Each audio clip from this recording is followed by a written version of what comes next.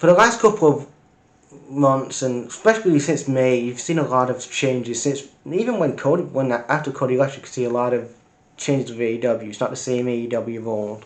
And when Cody was there, no, he's a dick. I think he's whatever. When he was there, you had none of this blurred lines and all these EVPs fighting each other. And I know you had Cody and Kenny not getting along and the Bucks, but again, that's business. You would understand. Not everybody's going to have the same vision as another guy is. But you didn't have it as bad as you're having it now, where you're having all these every week, every day. You're having a new thing come out of AEW. If it was the AEW All Out Media Scrum, you're having the whole thing with MJF calling Tony Khan and Mark, and he was asked about that in a press conference, and Tony's like, I don't want to talk about it. You're his boss, Tony Khan. You're his fucking boss. And he publicly embarrassed you on primetime TV, called you a mark, which you are. I called a billionaire as well, he should have said that as well. He called you a mark. You had all these censors saying, an 8 delay censor on TV. And you still you never addressed the MJF thing. You never addressed, I know it was a work, but you never said, oh, I'm sick of, MJF isn't bigger than AEW. Nobody's bigger than AEW. And then you had, again, this past Sunday, you had CM Punk, who's just won the world title, against Jon Moxley, and he has his press conference.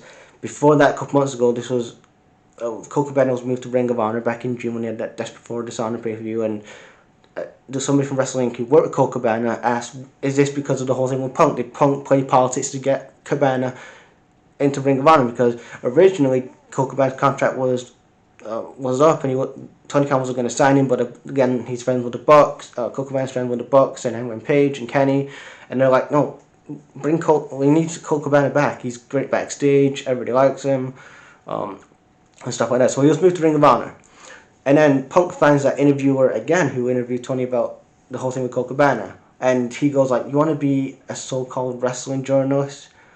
And he's like, and then he says, "You did improv with Colt Cabana, right?" And he goes, "I did." And then he goes, the news reporter said he hasn't talked to Colt Cabana, and then Punk says, I haven't talked to him in 10 years, and he's tired of all these wrestling outlets saying that he was the reason why Colt Cabana was moved to Ring of Honor. And this is the problem with AEW. Like, you look at these wrestling journalists, these alleged news wrestling journalists, are the reason why you're having these problems, because they all want in on the storyline.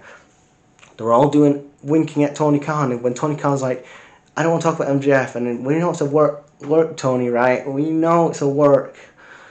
Like, come on. They all want in, they all want fucking jobs, they want to give Tony Khan a hand job. They never want to criticize AEW. They're talking all this shit on the internet for 3 years. They've been protecting AEW. CM Punk finally takes them to task about this bullshit rumor that he was the reason why Colt Cabana is no longer on AEW. And after that, the EVPs get triggered because, again, there's reports that the Young Bucks kicked Punk's door down and backstage. There was Punk, again, he said in his media scrum that he was pissed off with something Hangman Page said. He went in business for himself. But again, aren't you CM Punk for the past 20 years? Haven't you been going in business for yourself? Going off the grain? You know, shooting on people? Like, this has been your entire career. Like, you're being so hypocritical. Like, you're pissed about something Hangman Page said off script in his promo. But when you do it, it's okay for you to do it, but when everyone else does it, you get triggered. It just shows how much Punk is a fucking mark for himself, and all the wrestlers are a bunch of marks. But you look at these EVPs, and again, you got Kenny and the Bucks, and I'm not saying that they're the innocent party. You look at the Bucks, and you look at FTR. FTR can win the Ring of Honor World titles, the AAA and the IWGP tag titles, but it cannot win their own AEW tag team titles. I wonder why that is. I wonder if it's politics. I wonder if it's politics by the Bucks, because maybe the Bucks are afraid that FTR are actually more over than they are, and they're selling more merchandise than the Young Bucks, and they're like, I'm not pulling the trigger and having you as tag team champions. You're not going to be in the video game. We're EVPs. And much as I give shit to Cody, and he never made himself world champion. Kenny Omega did. He had a 365-day title reign. There's more people on that roster that should be world champion now. Miro should have been champion by now. MJF, Wardlow. But again, none of these wrestling journalists are going to talk about how Kenny is playing politics, how the Young Bucks are playing politics. And again, all this happened because of Colt Cabana and CM Punk's friendship. What ended over 10 years ago. Like, why the fuck are the Young Bucks getting involved? I know that Colt Cabana was their boy and whatever, but it's nothing to do with them. What happens with Colt Cabana and CM Punk? And for CM Punk to go on about Colt Cabana's sharing his banquet with his mother and shit, like, what? Like, who gives a fuck if he is or not? Like, whatever. Again, this whole thing, this whole drama that they had and has been, it's took away from what happened, what was good at all. The All Out pay-per-view was actually good. You had MJF come back, he won the chip, he had that new faction, but it's all surrounded by what's happening with the Bucks, Kenny, Hangman Page, Colt Cabana, and CM Punk. And then you've got this coked up billionaire when this is all going on, this whole brawl is going on backstage, and he's just doing interview after interview after interview in the media scrum. He doesn't say, look, the media scrum's over, I'm postponing the media scrum, we're going to fix this shit, because again, Tony Khan is not a good leader. Again, he wants to be one of the boys. He's desperate to be one of the boys. He wants to, there's been rumors, he desperately wants to be one of the boys. He wants to drink with the boys and go out with the boys. He doesn't want to be an owner that tells the boys and leads the boys. Like, you look at a Vince McMahon. If this was happening in WWE, if Vince was still there, and now Triple H, all these wrestling media, you have CM Punk and everybody saying, oh, Triple H cannot get his house in order, blah, blah, blah, blah, blah.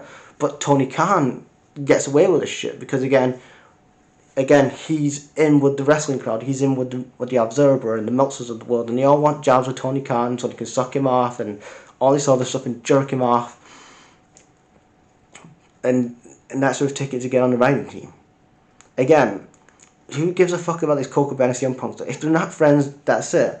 It's a business. It's a business. And I like Colt Cabana.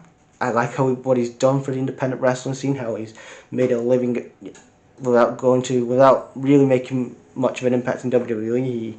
He was there for a cup of coffee, but again, he made his more money on the podcasting kind of things. So why are people concerned about if Colt Cabana is on Ring of Honor?